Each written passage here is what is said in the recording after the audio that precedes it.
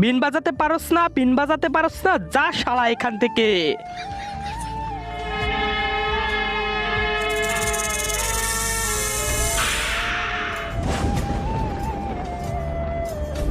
শিবানী, শিবানী, শিবানী, এই নাগিন, ছেড়ে দে এই ছেলেকে আর চলে যা এখান থেকে।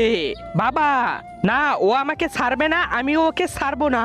তাহলে ও তোকে না ছাড়লে দুইজনকেই শেষ করে দিব। বাবা তুমি যদি ওকে মারার চেষ্টা করো তাহলে আমি তোমাকে গুলি মেরে দিব।